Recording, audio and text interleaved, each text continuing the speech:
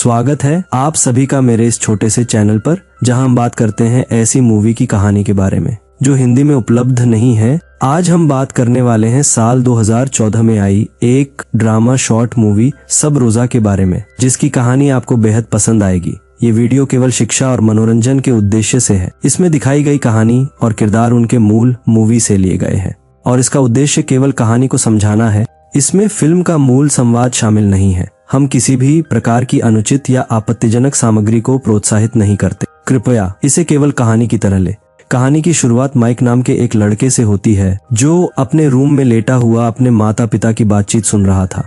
वो जानना चाहता था कि आखिर वो किस बारे में बात कर रहे हैं। अब अगली सुबह माइक की आंख उसके पिता जेकब की डांट से खुलती है, जो उसे वर्कआउट करने के लिए जगाते हैं। दरअसल माइक के पिता एक आर्मी ऑफिसर है, इसलिए वो उसके साथ हमेशा सख्ती से पेश आते हैं। और क्योंकि माइक बहुत सीधा साधा और मासूम सा लड़का है, जिस वजह से दोनों बाप बेटे में हमेशा ऐसी बहस चलती ही रहती। मगर माइक की माँ रेचल बाप बेटे की इस बहस में कभी दखल नहीं देती, क्योंकि उसे एक तो जेकब का डर और ऊपर से वो माइक की सौतेली माँ है। और शायद इसी वजह से पिछली रात माइक अपने रूम से अपने पिता की बात सुन रहा था, क्योंकि अगले दिन वो अपने पिता की सख्ती वाले कसरत के लिए तैयार रह सके। अब अगले दिन जेकब को अपने आर्मी ड्यूटी पर वापस जाना था। वो जाने से पहले माइक को बहुत गुस्से से कहता है कि वो अपनी माँ के साथ अच्छे से पेश आए, और फिर वो रेचल से कहता है कि तुम कुछ भी करके मेरे आने से पहले माइक को कैसे भी करके एक सख्त लौंडा बना देना। लेकिन माइक इस बात पर गुस्सा होकर अपने रूम में चला जाता है। दरअसल जेकब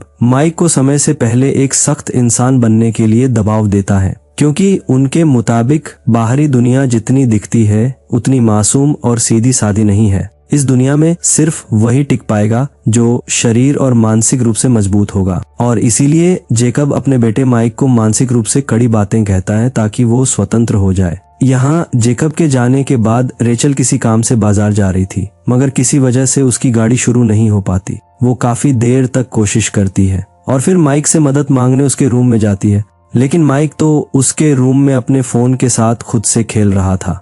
माइक को व्यस्त देखकर बाहर खड़ी रेचल उसे परेशान करना नहीं चाहती, लेकिन तभी माइक ने उसे देख लिया। वो हिचकिचाते हुए रेचल से पूछता है क्या उसे कोई काम था। रेचल ने उसे अपनी खराब हुई गाड़ी के बारे में बताया, जिससे माइक गाड़ी को ठीक करने चला जाता है। माइक को गाड़ी ठीक करता देख रेचल बस उसे ही देख रही थी। वो सोच रही थी कि माइक का बर्ताव उसके पिता के बिल्कुल विपरीत है। वो अपने पिता जैसा गुस्सैल और कठोर नहीं है। रेचल माइक के पास जाकर उससे कहती है कि मुझे पता है तुम्हें अपने पिता का कठोर बर्ताव अच्छा नहीं लगता और मैं चाह कर भी तुम्हारे लिए कुछ नहीं कर पाती। लेकिन माइक तो रेचल की बातों को नजरअंदाज करते हुए बस अपना काम कर रहा था। जिसके थोड़ी देर बाद रेचल जेकब को कॉल करती है और गाड़ी के खराब होने की खबर देती है। वो ये भी बताती है कि माइक भी उस गाड़ी को ठीक नहीं कर पाया, जिस पर जेकब फोन पर ही माइक पर चिल्लाने लगा, जिससे थोड़ी देर आराम करने के बाद वो फिर से गाड़ी को ठीक करने चला जाता है और रेचल भी फिर से वहां आकर खड़ी हो जाती है। माइक रेचल से कहता है कि वो इस गाड़ी को ठीक नहीं कर पाएगा, जिस पर रेचल उसे प्रोत्साहित करते हुए कहती हैं कि ऐसा कोई काम नहीं जो तुम नहीं कर सकते, बस तुम्हें खुद पर और अपने काम पर भरोसा होना चाहिए। रेचल की ये सारी बातें सुनकर पहली बार माइक को रेचल बहुत अच्छी लगी और तभी अचानक से रेचल के पैर में मोच आ जाती है। माइक तुरंत उसे संभालते हुए उसके पैर की देखभाल करता है। माइक को अपनी चिंता करते देख रेचल कुछ भावुक हो जाती है। फिर कुछ देर बाद माइक वहां से चला जाता है। उसके जाने के बाद रेचल समझ गई थी कि पहले के मुकाबले माइक अब उसे कुछ पसंद करता है। उसी रात माइक जब टीवी देख रहा था तब रेचल भी उसके साथ बैठकर टीवी देखने लगी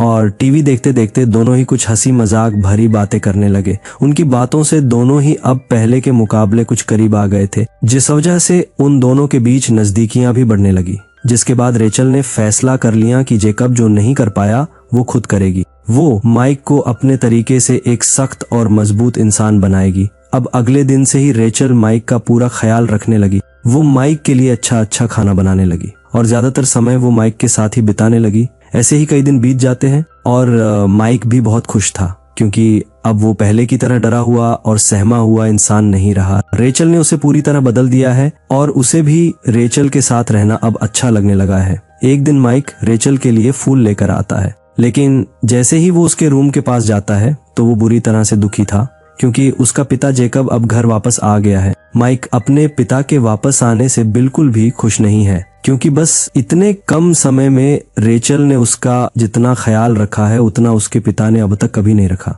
कुछ समय बाद माइक किचन में जाकर रेचल से बात करता है। रेचल उसे समझाती है कि अब मैं तुम पर ज्यादा ध्यान नहीं दे सकती, तुम्हें खुद अपनी जिंदगी में आगे बढ़ना होगा क्योंकि तुम अब पहले की तरह कमजोर नहीं रहे। लेकिन माइक को तो अब रेचल से मिले अपनेपन की आदत हो गई थी। उन दोनों की चल रही बहस की आवाज सुनकर जेकब वहां आता है, जिससे रेचल झूठ कहती है कि मुझसे गलती से बर्तन नीचे गिर गए थे और माइक बस उन्हें उठाने में मेरी मदद कर रहा है। अगले दिन जेकब माइक को मछली पकड़ने लेकर जाता है, जहां पर वो कहता है, बेटा इस दुनिया में तरह तरह के लोग हैं, अगर तुम एक मजबूत इंसान नहीं बनोगे तो यहाँ के सभी लोग तुम्हारा फायदा उठाएंगे। मगर यहाँ तो जेकब की बातें माइक के सर के ऊपर से जा रही थी। वो एक छोटा चाकू निकालकर जेकब को मारने की कोशिश करता है, लेकिन तभी जेकब उससे कहता है कि बचपन में मैं भी तुम्हारी तरह बहुत शांत और मासूम था और इसलिए मैं नहीं चाहता मैंने जो सहा वो तुम्हें भी सहना पड़े। अपने पिता से ऐसी बातें सुनकर माइक अपना चाकू वापस रखता है और घर आकर सबके साथ डिनर करता है। तभी अचानक से माइक एक बंदूक जेकब के ऊपर तानकर उसे रेचल और उसके बारे में सब कुछ बताता है। वो बताता है कि उसके आर्मी जाने के बाद रेचल ने उसका कितना ज्यादा ख्याल रखा। रेचल को उसकी इतनी ज्यादा चिंता रहती थी जितनी आज तक उसके अपने पिता को नहीं रही। यहाँ तक कि रेचल ने मुझे पूरी तरह बदलकर एक मजबूत इंसान बनाया और अब जब सब कुछ सही से चल रहा है तो आप हमारे बीच नहीं आ सकते। दरअसल माइक को रेचल से इतना ज्यादा लगाव हो गया था कि अब वो नहीं चाहता उनके बीच कोई और आए। एक ऐसा भावनात्मक जुड़ाव जो सामान्य माँ बेटे के रिश्ते से अधिक है। अब इतना सब बताकर माइक उस बंदूक को खुद पर रखता है, जिसे देखकर जेकब जोर जोर से हंसने लगा क्योंकि वो बंदूक असल में जेकब की थी और माइक को नहीं पता कि बंदूक में गोलियां नहीं है। जेकब कहता है कि तुम आखिरकार वो बन गए जो मैं तुम्हें बनाना चाहता था। आज तुमने बंदूक उठाई है और कल तुम इसे चला भी लोगे। जो काम मैं इतने सालों में नहीं कर पाया वो रेचल ने कुछ ही दिनों में कर दिया। दरअसल मैंने ही जाने से पहले रेचल से कहा था कि तुम इसे कुछ भी करके सख्त लौंडा बना देना। मुझे इस बात से कोई फर्क नहीं पड़ता उसने ये कैसे किया, बस मैं जो चाहता था वो आज हो गया। जेकब की बातें सुनकर माइक की तो पैरों तले जमीन खिसक गई क्योंकि उसने कभी नहीं सोचा था कि उसका पिता उससे इतना ज्यादा प्यार करता है। जिसके बाद माइक एक मजबूत और जिम्मेदार आदमी की तरह बैठकर डिनर करता है और इसी के साथ इसी सीन पर यह कहानी यहीं खत्म होती है। तो दोस्तों, सब रोसा एक भावनात्मक संघर्ष की कहानी है जहां एक बेटा अपने पिता की कठोर परवरिश और सौतेली माँ के प्रेम के बीच जूझता है। ये मूवी बताती है कि प्यार और स्वतंत्रता अक्सर अप्रत्याशित रूपों में हाथ थामते हैं और हमें जिम्मेदारी की ओर ले जाते हैं। अगर आपको ये कहानी पसंद आई हो तो वीडियो को लाइक करके चैनल को सब्सक्राइब जरूर कर देना। कहानी में अंत तक बने रहने के लिए आपका धन्यवाद।